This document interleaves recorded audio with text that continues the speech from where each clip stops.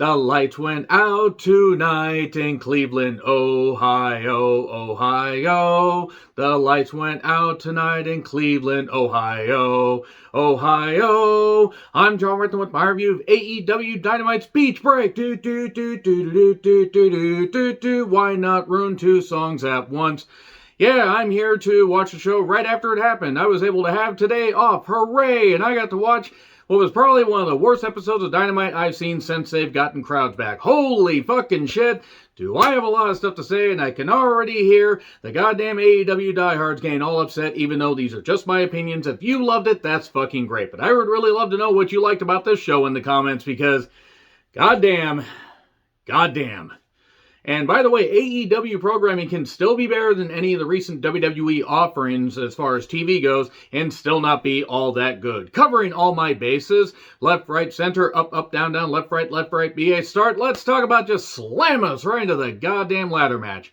Cody getting a whole bunch of goddamn boos. Nobody wants to see Captain Commander Cody. I mean, nobody wants to see it. Nobody wants to see him take on Radar Men from the Moon. If you goddamn get that, I will fucking love you guys. Sammy Guevara is also there because this is a unification match for the interim and the TNT championships. Why are we doing an interim championship for Cody when he was just gone for a week? Now, maybe they thought he was going to be longer, and suddenly he's like, oh shit, I didn't need to be gone that long. Let's just do this. If Cody had been gone for like 8 weeks or even 10 weeks and suddenly said, oh no, I'm the real champion, okay, it still wouldn't have been that great because I'm sorry, these guys have had decent matches at best. But something just hasn't quite clicked. It just hasn't quite coagulated like WrestleMania 8. Just something isn't quite working. And boy, this ladder match. Now, I want to say right now, I appreciate the efforts that these guys, gave in this because they took some hard goddamn bumps. There were some tremendously scary spots. It also accomplished exactly fuck and all. It didn't accomplish shit. We are in the same goddamn position we were in before. Sammy doesn't feel like any more of an important TNT champion. Cody doesn't really feel like a big goddamn star. He feels like somebody that wants to admit he's heel to everybody but himself. He doesn't want to actually embrace the fact that he's a heel. Except I would also argue at the same time, since Cody is trying to maybe be smarter than everybody, that he's actually pretty much been a heel since, I would argue, about the Anthony Ogogo feud, and I'm honestly thinking that if Cody doesn't just fully embrace this goddamn thing, he's a fucking idiot. Because him and Brandy are the most inept people when it comes to actually understanding what the fucking crowd wants. Okay, let's just get in. There's a lot of boos for Cody. It started slow. I don't mind them building up to the ladder spots, that's fine. And apparently they didn't mic the crowd all that well because I was asking, is the audio just off like in the crowd for anybody else, or is it just me? And they said, no, it's not just you, but there are some people that were in the crowd that responded to, various tweets and said, no, actually, we're going goddamn crazy. They're just not doing a great job micing the crowd. So, whatever. This felt off. This felt very, very off. They did contrived spots with the ladders. They would set up one ladder that would be used in a spot way, way, way goddamn later to the point that everybody fucking forgot about it, probably including the participants. Like, oh shit, we need to use that. There was a big superplex. The referee had to hold the ladder. Obviously, I want to make sure these guys are safe, but again, needless risk for no goddamn reason. And by the way, the big superplex went into a plug for the Go Big Show. Hooray, that goddamn show. I've watched some of that show. It's not good. Not as bad as Rose to the Top, but still. More action, back and forth. A figure four in the ladder. More ladder spots. There was a very cool moment where Sammy sprung from one ladder to the other and hit a cutter off the top. Very, very impressive stuff. That'll be one for the highlight reel. It was in a match that didn't accomplish anything, but it was actually a very tremendous spot. It was also really fucking scary, and I can imagine that he probably herniated a couple discs in his goddamn back because damn. And then there was a bad bad tumble off the ropes. By the way, we do get a table bump later in the show. Crossroads off the ladder. Later, Del Sol comes down, hey, I'm friends with both of you, but Cody, stop beating him up and go win the goddamn thing. What the hell are you doing? And JR is even like, what the hell is he doing here? Why the hell do you care? I mean, it's like that's a fair point. And then Del Sol gets laid out. And Sammy fires up, hits a huge GTH, a very, very stiff one. I mean, flush. He got him right in the goddamn cheek and side of the head, too. Cody was put on a ladder, and Sammy does a huge swanton, knocking him through the ladder. Somehow Cody gets back up there doing the 1-2, 1-2, boo-yay, boo-yay, boo-yay, boo-yay. Boy, they're doing all that stuff. And then Sammy knocks him in the head with the double belt thing up there and grabs the titles to win. Again, accomplishing absolutely nothing. I hope both the guys are okay. At least there were no flaming table bumps because Cody isn't that much of a goddamn idiot to do that spot again. There you go. What did that accomplish? I mean, I just... The story wasn't there, and it just... whatever. And unfortunately, that'd be a recurring theme for the show. So we get a pre-tape with Shivani, Starks, and Hobbs on a snowy beach. Why were they on a snowy beach for no goddamn reason? Why did it look like it was, part of the set for, or part of the location shoot for the host, the 2006 host, not the Stephanie Meyer one, but the Korean monster movie? If you know, you know. I have expected somebody to try and swallow up Shivani and carry them into his lair, or its lair. I don't actually know what the monster really was. So next week, it's going to be Hobbs and Dante and Starks and Lethal for the FTW Championship. Okay. Wardlow taking on two jobber guys. Elijah and Dean, I believe, were the names that I could scribble down. I think one of them was Dean Alexander, but I'm not totally sure. I apologize. There's nothing personal against him, but since I was watching this live, didn't have time to really sit down and pause this shit. Wardlow got a big pop because it's his hometown. He does a powerbomb symphony of life and gets the victory. Wardlow stops Spears and says, "No, stop beating people up after I beat them up, you idiot, and let's go." I mean, he didn't say that to Spears. We're all thinking it because it's Sean fucking Spears. So, let's hear it for the Judas. And then we get Santana, Ortiz, and Jericho against 2.0 and Daniel Garcia. But can the Inner Circle get along? Oh, I'm sorry, that only applies to WWE. We can't say it here. But can they get along? The Inner Circle is past its expiration date. Santana and Ortiz felt like they didn't need Jericho, so they just did this stuff. Garcia and 2.0 are making the most of their TV time, and they did some stuff, but I didn't care, because I don't really care about anything that the Insurrection God has to say, because Chris Jericho has lost a ton of respect in my book, mainly just as far as a performer. He can't fucking go anymore. He hasn't been able to do anything since Wrestle Kingdom 12. It's gotten worse and worse and worse, and now he basically looks like a goddamn human waterbed trying to do shit, and it's bad. Really, really bad television. See, he does end up hitting the Judas effect on the outside, around the outside, but actually he ends up, instead of hitting him with his elbow motor, like hits him with his wrist, like boop, boop. And then we get a pile driver for 3. I guess the Inner Circle can get along. I mean, it wasn't bad, but it was just your typical 6-man mess, where tags don't matter. Pre-tape with Archer and Page. It's a Texas death match. I think all of Archer's big matches having to be Texas death. And I love Lance Archer, do not get me wrong. And Page, they're trying so hard to build any momentum with this. After Bryan Danielson did some great work in 2 matches with him. And Page is trying. I'm just worried this is going to end up being a bit of a flop title reign. Not that he's not trying to put the effort in. In 2 weeks, yeah, Texas death match. And then Shivani's back there on the stage, or back there, by some stairs with Jurassic Express and Christian Cage versus Private Hardy, Matt Hardy and Private Party. Do not run Cage and Matt Hardy back. We didn't even need to see that feud in 2009. We don't need to see it again. Fuck. Matt Hardy has no business being in a wrestling ring, except he has no business except being in, around the perimeter. Just be a goddamn manager. He can't fucking move anymore. He's not interested. And Matt Hardy's saying, oh, nobody cares about Christian, nobody cares about this stuff going on.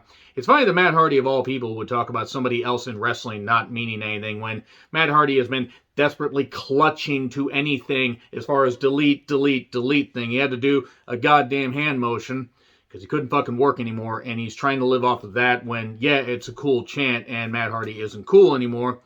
There is such a thing as hanging on way too goddamn long. This goes for Matt, this goes for many people. Christian Cage, I would not be surprised. I don't know how long his deal is, but if he just signed a 2-year deal, like that would mean he would be up at this point, or just after, I think right at Revolution 2023. I'd be very, very surprised if Christian maybe just doesn't go into a backstage producer role and stops wrestling.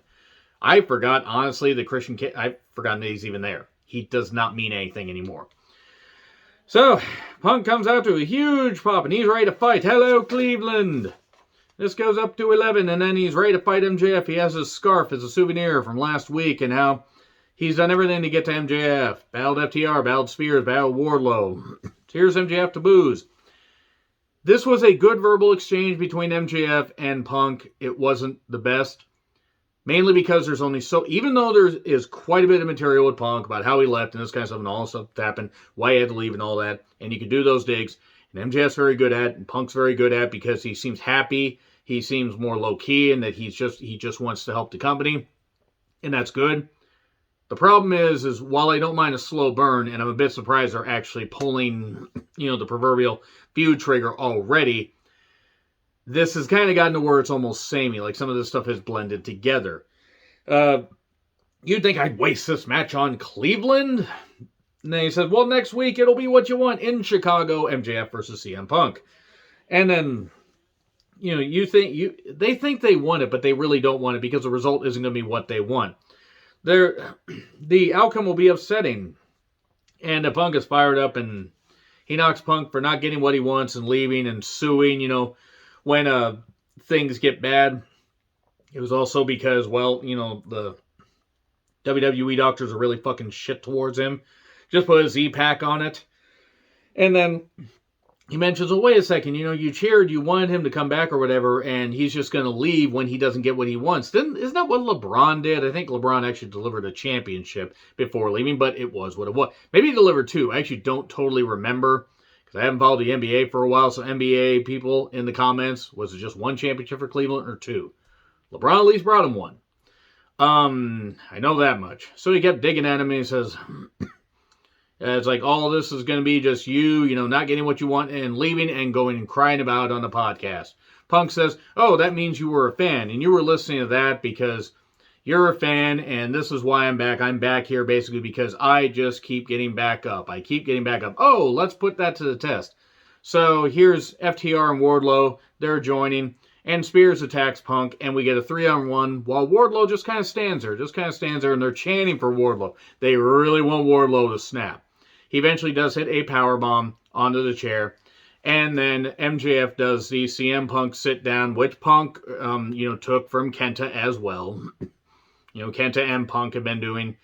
I mean, actually, they might both start at the same time. I don't honestly goddamn know who did the sit down thing, but Kenta did that when when him and Shibata had that thing at the G1 Climax in 2019 at the finals of that.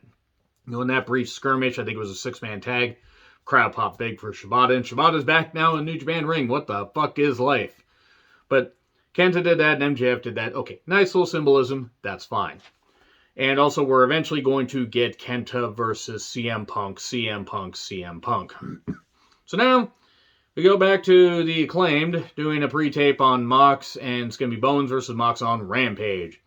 Then Giovanni was interviewing Griff Garrison and Julia Hart. They barely got any goddamn words out before Sterling in a neck. Why is Sterling in a neck brace? I don't even want to know. I hope his neck didn't get tired with his client.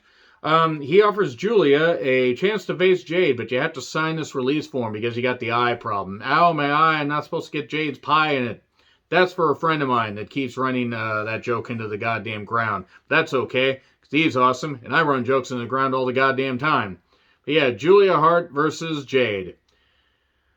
Whew. That's on Friday, though. Legit Layla Hirsch against Red Velvet. Red Velvet has Spunk, and they call her a punk, and she swings her feet around. And I don't have a way to do the AC/DC Joan Jett thing. Joan Jett's awesome to see in concert, by the way, if you get a chance. So Layla takes over after that flurry, focuses on taped up shoulder for the legit lock, the cross arm breaker that she's been doing. There was a knee strike, and then she pulls her up after Red Velvet had fired back. And she gets the legit lock, but, Red Velvet's too close to the ropes. What happens is Red Velvet fires up more. Looked like she's going to get the victory, but oh no, the most devastating maneuver in all of professional wrestling, the surprise roll up 1, 2, 3, and then the legit lock on Red Velvet afterwards. Okay. So we then get Statler comes out actually first before we get to the next pre-tape. Statler comes out forgetting to wear pants for this run-in, not that you're going to hear me complain at all. I have no issue with Statlander and Layla Hirsch, a freshly healed Layla Hirsch getting into a skirmish again, and Layla being able to overcome, Chris Statlander, and maybe getting a chance to face Britt Baker, even though it would be heel versus heel. People tend to cheer Britt Baker more, so it could work. Not that Layla needs a win, but it would be a nice rub for her. It'd be a nice way for Britt to, for Layla to get the rub from Britt. Different kind of oral fixation there. Let's move hastily on from that. We get Malachi in a cloak. More like Malacloak. Boy, should have started with that. And Brody King. They are accosting and cursing Pac. Wait, no. Cursing happens later. And Pac is basically in their sights. It's going to be Pac and Penta against Malacloak and Brody King next week. This wasn't bad. It was spoopy. And at least Brody King's in a prominent position on a big promotion. So Sammy and Del Sol do the flashcards thing, thanking the fans. I think he needs to stop the flashcards thing, even though it's not bad. I think it's kind of passé. Shivani has PWI awards.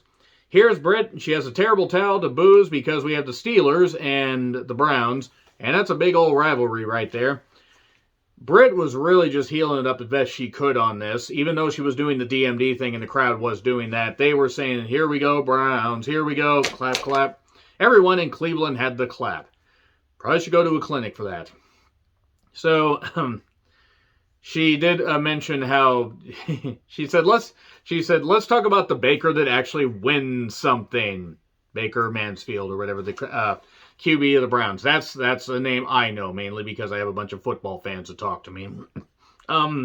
She said he had an injury to his non-throwing arm, but I did all this with a broken freaking wrist, which is good shit. This was actually one of the few highlights of the goddamn show.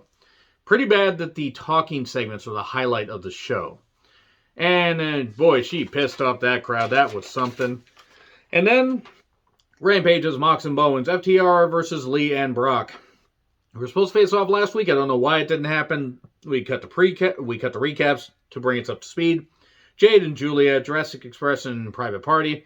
Vicky interrupts, by the way, and can we get Eddie back, please? Just put her in his place.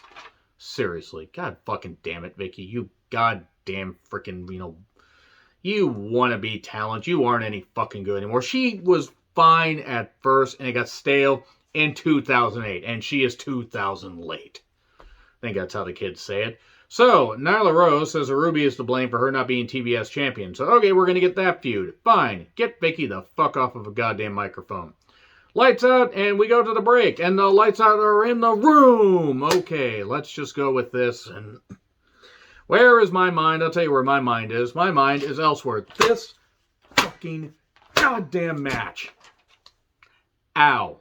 You know what? That was less painful than watching this excruciating exercise of, excrement wrestling.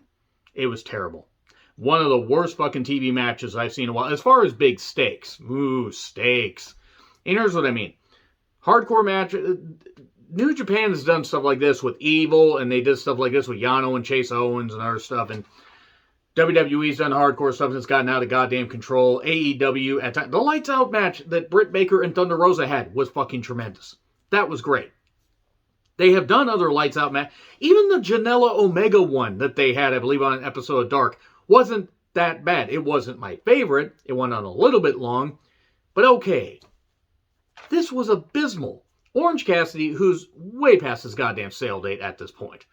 It's fucking stupid. It's an atrocious goddamn gimmick. I fucking hate it. There are people that like it. That's fine. But it's embarrassing. And he can fire up. He can do this. Sure, he can do all the moves and everything. Great. It's the same shit you see. And by the way, Adam Cole is fucking toast as a main eventer.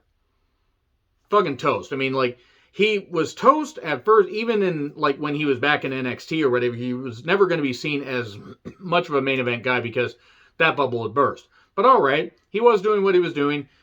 I'm glad he didn't stay in WWE given the rumored things that they were going to be doing with him, but this isn't much better.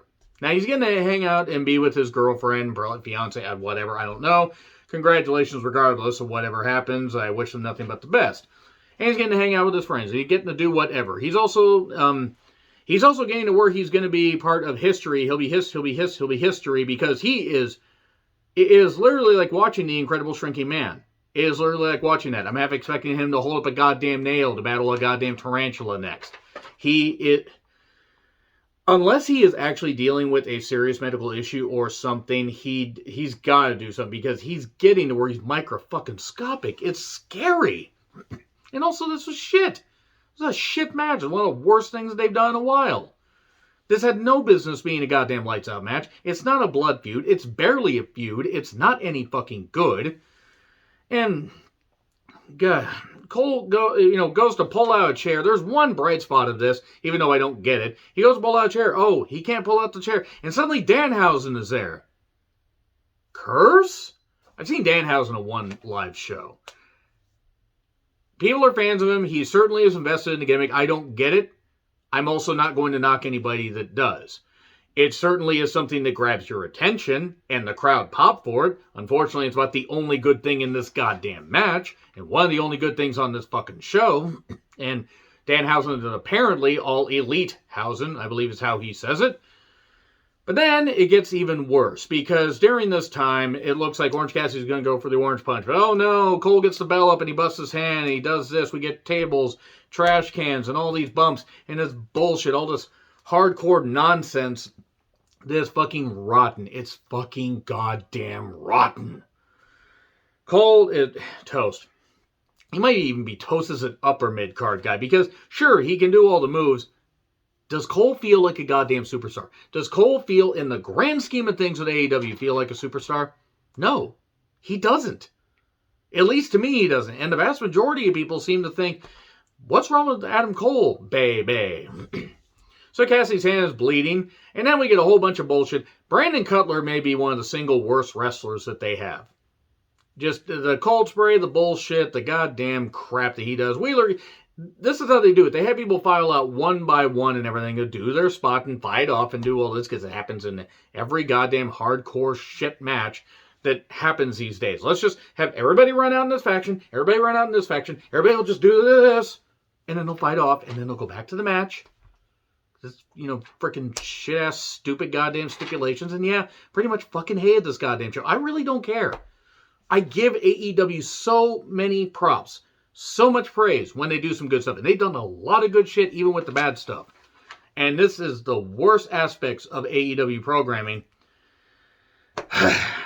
So yeah, Cutler, Yuta, and Fish, and Taylor, and the Bucks, and Trent, and Rocky, and why is this happening? What is going on?